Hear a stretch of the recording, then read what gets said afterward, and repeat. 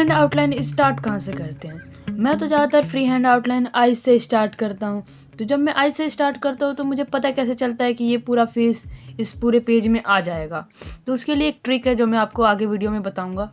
Eyes बनाने के लिए सबसे पहले आपको पेपर पे एक हॉरिजॉन्टल लाइन ड्रॉ करनी होगी। अगर आप चाहो तो बिना इस हॉरिजॉन्टल लाइन के ड्रॉ करे भी आप ड्रॉ कर सकते हो, मगर आपको ये हॉरिजॉन्टल लाइन एक चीज़ में हेल्प कर देता है कि आपका ये आईज कहाँ पे ड्रॉ होगा। उसके बाद आपको पता करना पड़ेगा कि आप अपने आईज का साइज कितना रखोगे जो आपका फेस इस पेपर में फिट बैठ जाए। तो उसके लिए एक ट्रिक है, अगर आपने अपने एक आइज़ का साइज इतना रखा है तो उतना ही डिफरेंस आपके दोनों आइज़ के बीच में भी होगा। तो अब यहाँ से आपने इतना बड़ा, यहाँ से यहाँ तक आपने अपना आइज़ ड्रॉ करा, तो इसका मतलब ये हुआ कि अब ये जो थोड़ा सा एरिया बच रहा है अब वो यहाँ तक कम से कम आएगा। तो इसके बाद ये आपका हेयर का एरिया यहाँ तक आएगा। तो इससे आपको पता चल जाएगा कि आपका फेस कहाँ तक ड्रॉ होगा। अब यहाँ पर मैंने कुछ पॉइंट्स मार्क्स कर लिए जहाँ पे मेरे को अपना आइज़ ड्रॉ करना है। उसके लिए आप सिंपली आप अपना अंदाज़ा लगा के भी मार्क कर सकते हो। अगर आपसे वैसे नहीं हो रहा है तो आप पेंसिल मेजरमेंट भी ले सकते हो इस तरीके से। अब मैं आपको एक ऐसी चीज़ बताता हूँ जिसकी वजह से बहुत सारे लोगों के ये आइज़ सेम नहीं बनते। अगर आप इस आइज़ के बीच में एक सिंगल लाइन ड्रॉ करते हो तो आपको पता चलेगा ये जो पॉइंट है उस लाइन से थोड़ा सा ऊपर है। बहुत सारे लोग ये चीज़ नोटिस नहीं कर पाते और वो लोग सीधा सीधा बना देते, या तो उसे नीचे कर देते या तो उसे ऊपर कर देते, जिस वजह से उनका आइज़ सेम नहीं लगता। तो यही चीज़ आपको नोटिस करना है और आपको वही चीज़ आपको ड्राइंग में बनाना है।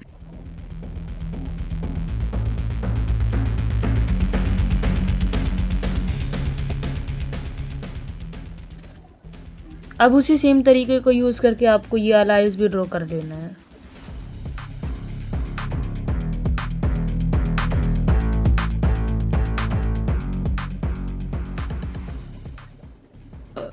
दोनों आइज़ ड्रॉ करने के बाद अब आपको नोज़ ड्रॉ करना होगा।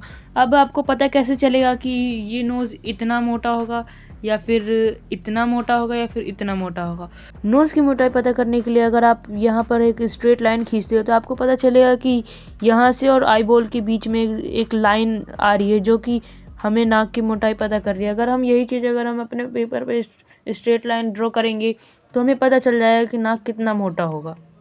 आपको इस साइड के नाक की मोटाई का पता चल गया, मगर अब आप सोच रहे हो कि इस साइड भी यहाँ और यहाँ के बीच में ही होगा नाक की मोटाई, तो आप गलत सोच रहे हो। जैसे कि इस फोटो में आप देख रहे हो कि ये यहाँ तक ही है बस। अगर आप पिक्चर में यहाँ से यहाँ तक अगर आप एक लाइन ड्रॉ करोगे तो आपको नाक की लंबाई भी पता चल जाएगी। इस तरीके से अगर आप पेपर में भी लाइन ड्रॉ करते हो तो आपको पता चल जाएगा कि आपकी नाक की लंबाई कहाँ तक होगी। को नाक की लंबाई और मोटाई दोनों चीज़ पता चल चुकी है। अब आप इसे ड्रॉ कर सकते हो।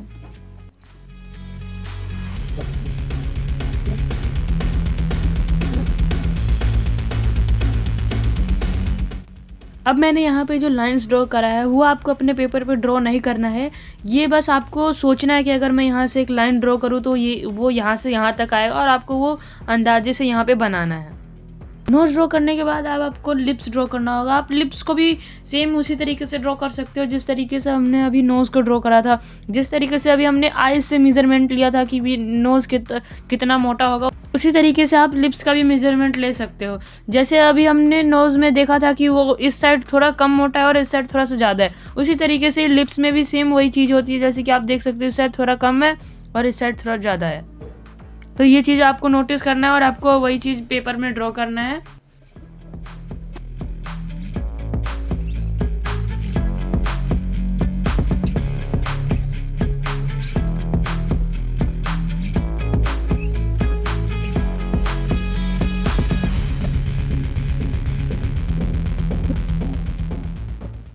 सब कुछ ड्रॉ हो जाने के बाद अब आपको हेड ड्रॉ करना पड़ेगा। और आपको पता कैसे चलेगा कि हेड इतना ऊपर होगा या फिर इतना ऊपर होगा या फिर इतना ऊपर होगा, तो आप उसका मेज़रमेंट भी आइज़ की मदद से ले सकते हो। हेड का एरिया आप इस तरीके से भी चेक कर सकते हो, जैसे कि ये आईब्रो और आइज़ से लेके इसका 1.5 गुना एरिया है इसका। तो आप इस तरीके से आप चेक कर सकते हो और वहाँ पे मार्क कर सकते हो कि मेरे को यहाँ तक हेड का एरिया बनाना है। उसके बाद आप वहाँ पे ड्रॉ कर सकते हो। और इसी तरीके से आप हेयर का एरिया भी चेक कर सकते हो और उसे ड्रॉ कर सकते हो।